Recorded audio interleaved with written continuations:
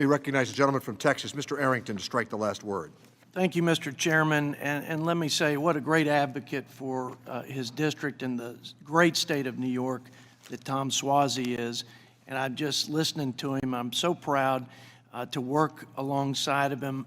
We're all up here fighting for what we think is right and what we think is fair for our folks, our families, and our communities, and our districts. And so I really do appreciate what he's saying.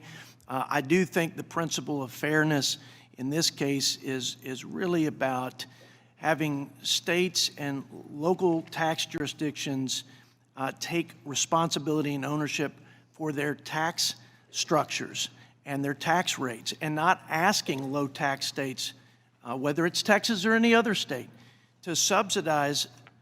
In this case, I think the majority are wealthy individuals living in high tax jurisdictions, and I think that's unfair, with all due respect. And as I sit here and listen to many of my colleagues disparage the outcome and benefits of tax cuts to our fellow Americans, it's as if I live in two different worlds when I'm back in the district and when I'm here in Washington, D.C. It's like you're not reading the same economic data, that you're not talking to the same real Americans that I'm talking to with respect to the historic economic growth, historic job creation, historically low unemployment.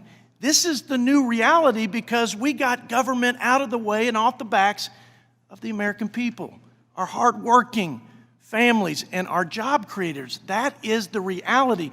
And every time I hear the hyperbolic vilification of the tax cuts with a train wreck and it's a disaster, I just think that is not credible. Nobody in this country believes you when you say that. I get it. There's some things you might want to tweak here and there, and that's fair, and that's debatable and legitimate. It's not credible to suggest that the tax cuts didn't help every American and our economy. And listen, I don't think the American believe the trashing of the outcome of the tax cuts because they're keeping more of their money, because their household income is up, their wages are up, their pensions and 401k returns are up. They have more opportunities. They have more hope. They have more optimism because the big wet blanket of high taxes, and quite frankly, the tax of regulatory, unnecessary, overly burdened regulations are being taken off of them. The sun is shining. We've got a new day, and we ought to all cheer that America is experiencing an economic renaissance. And we should be thinking about ways to do more, and I compliment our chairman, Richie Neal, and his leadership in working alongside the ranking member, Kevin Brady, to get this trade deal, USMCA, done so we can continue to build on a growing economy. I heard a colleague say in his remarks earlier that this is the largest transfer of wealth. It is a transfer of wealth from the federal coffers, from an unwieldy, out-of-control federal government to working families who desperately needed a break. It's a transfer of wealth. It's a transfer of wealth from overseas back to this country because capital left and it went to improve the lives of other citizens in other countries because capital is smart. It's going to go where it gets the best return. And we had the highest business tax rates in the free stinking world. And so we're reversing that trend. And this isn't a red or blue issue. I completely agree.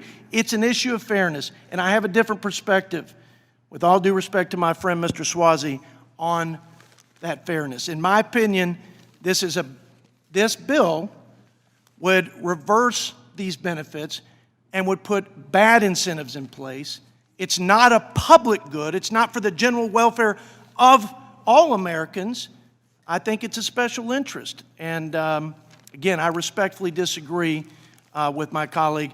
And Mr. Chairman, I yield back. Thank the gentleman. The gentleman from Texas is recognized to speak on his amendment for 5 minutes. Thank you, Mr. Chairman. My amendment does one simple but very important thing. It will protect income from small businesses from the tax increase proposed in this bill. I think it's critical that folks understand the vast majority of small businesses pay their taxes at the individual level. So they too will be slapped with a tax hike to subsidize wealthy individuals in high tax jurisdictions. According to the Joint Committee on Taxation, it is projected that approximately 34% of the total gross income of taxpayers subject to the 39.6% bracket is income from pass-through businesses. So that's a whopping 1/3 of the income subject to this tax increase, which is from small businesses. These are, I think we would all agree, the heartbeat of the American economy. They account for more than 95% of all business entities. They employ over half of the workforce in this country. These small businesses make up more than 60% of all business income in the United States. The central provision of the Tax Cuts and Jobs Act was to lower tax rates across the board for all income classes and all business types and sizes. And we did that, and we've seen tremendous response that I articulated earlier. More people working, more money in the pockets of hardworking families, historic growth, more jobs than we have people to fill them. The small business community is responsible, Mr. Chairman, for 2/3 of the new job growth in this country, according to SBA. That's a current statistic. 2/3 of the new job growth in the country comes from small businesses. What's being proposed today is more significant than just a small increase on the top marginal tax rate. According to the NFIB, a 5% increase in the individual tax rate reduces the number of owners making new capital investments by 10%. Raising the tax rate from 37% to 39.6% is a 7% increase in the tax burden that we put on small businesses. This bill would reverse the critical tax breaks that we had in TCJA for small businesses, which was a lifeline to these job creators at a very, very difficult time. This bill would create a disparity between large corporations and small businesses who are disproportionately affected and less equipped to handle the cost of high taxes and regulation. Here's the bottom line. This bill would make it harder for the little guys to compete, to create jobs, and to continue to be the economic engine of our great nation, which is the opposite effect of what cutting taxes and reducing burden on businesses has accomplished. Most small business owners have reported that TCJA positively affected their businesses, according to NFIB surveys. The vast majority, according to those same surveys, said that TCJA had a positive impact on their personal tax liability. Folks, these are family farmers, community bankers. These are mom and pop shops in Main Street. This bill arbitrarily targets the top tax bracket to pay for more deductions for state and local taxes in high tax jurisdictions. Here's what's ironic. This is being done to provide a tax break where half of the benefits will flow to taxpayers making more than $1 million a year, and where less than 6% of the benefit will go to those making less than $200,000 a year. Supporting this bill in its current form without this amendment will not only resurrect a broken and unfair tax system, but it will subsidize wealthy individuals in high tax jurisdictions at the expense of small businesses and taxpayers in low tax jurisdictions. Folks, that's not a public good, it's a special interest, and it's bad policy. And so, Mr. Chairman, I urge my colleagues to support this amendment, and with that, sir, I yield back. Thank the gentleman. With that, does the gentleman from California continue to insist on his point of order? No, I withdraw my point.